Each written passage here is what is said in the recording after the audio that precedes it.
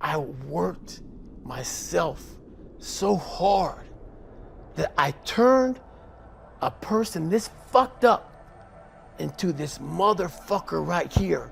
Not off of reading a fucking book off a theorist, off of going to work on myself and saying, I don't know how to do this, but I know that to get over there to that fucking side, I gotta grind myself into a fucking fine powder.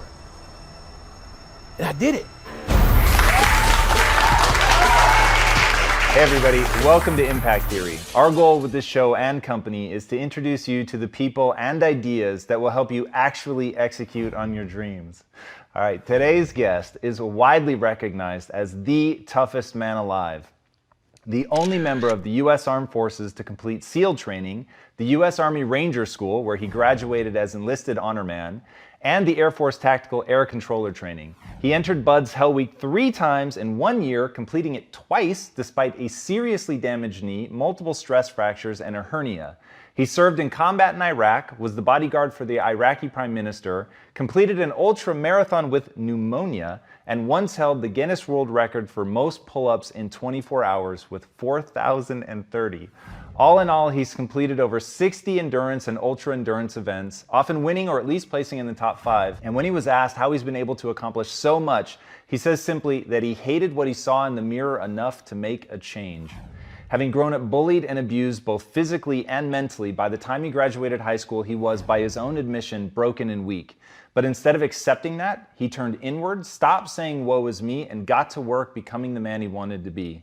To do that, he learned to embrace suffering and leverage pain as a way to toughen his mind. And the resulting man that he has become and his indomitable spirit has so inspired the world that he has become the one that the driven among us hang on their mirrors as a reminder of just how much is possible.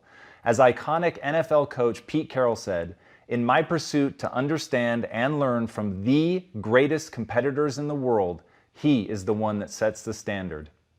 So please, help me in welcoming the man who once ran 205 miles in 39 hours without stopping, the author of Can't Hurt Me, the legend himself, David Goggins.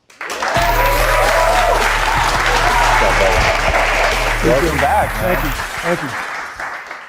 So I am beyond excited to be doing the second go-around with you. The first one for me was utterly transformational. Just researching you and the way that your mind works. I'm really, as evidenced by the shirt that I'm wearing, I really am that guy that put your picture up, and it became this reminder of what we can all do if we're willing to push past that pain and all of that. All right. But speaking of pain, I want to know, why is the book called Can't Hurt Me?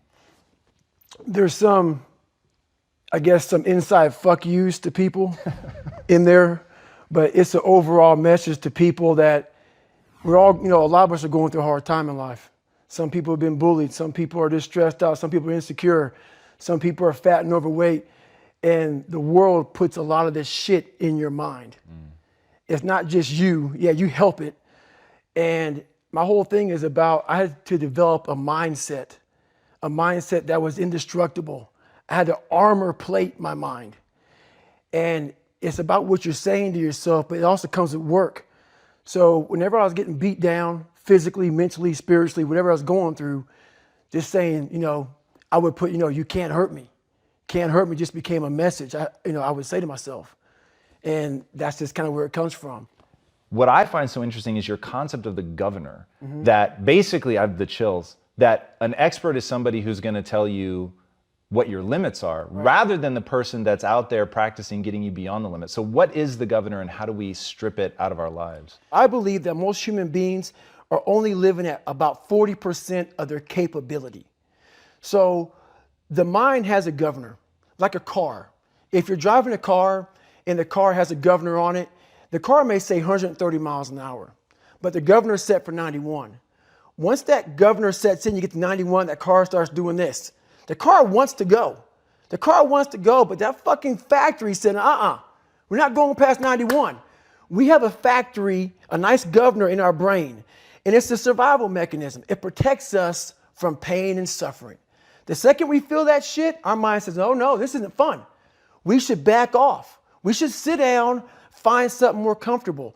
And there's something about the mind. The mind has the tactical advantage over you at all times. At all times of your life, the mind has a tactical advantage over you. Why is that? It knows what you're afraid of. It knows your insecurities. It knows your deep, dark lies. And it starts to push you away from that shit. It pushes you in a direction that is comfortable. The mind controls everything. So what I realized was that when I was growing up and I was 300 pounds and I got all fat and I got all insecure, I realized that my mind kept taking me in this direction. When things got uncomfortable for me, when I was facing my insecurities, I was facing my fears, my mind said, oh no, we have the tactical advantage.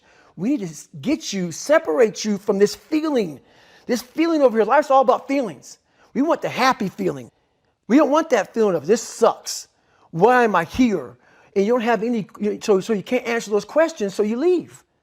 I started realizing that if in that moment you can answer those fucked up questions and you are now in charge of your brain versus your brain ruling you, that's where all that stuff comes from. So the 40% rule is all of that. You get to 40%, your brain says, we're done. Let's roll, man. This is starting to get painful. This is uncomfortable. So you sit down. You have to figure out ways, and everybody's different. That's how the book kind of talks about, like we all have these things about, 5 steps to this and 4 steps to this. It's a lot more than that. That's all bullshit. It's a practice that you have to, it's a habit. So if you know that at 40%, I'm feeling pain. At 40%, I'm feeling pain. That's where the 40% rule kicks in. Now it starts. Okay, I'm feeling pain. My mind's saying all this shit to me. It's saying, get out of here, run, flee. The fight or flight kicks in. Okay, we're done. We're not good enough. It starts telling you all these things. You start to believe it because the mind controls all. This is the time where you have to gain control back of your mind. It's okay, let me see if I can go 45%.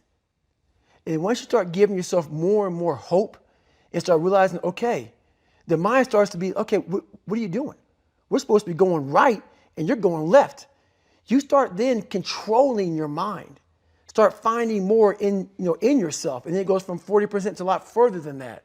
But that's the start of it though. Get to the spot where your mind is saying stop. Wherever that is, you gotta get there first. And then that's when that shit starts to work for you. You gotta control yourself in that moment.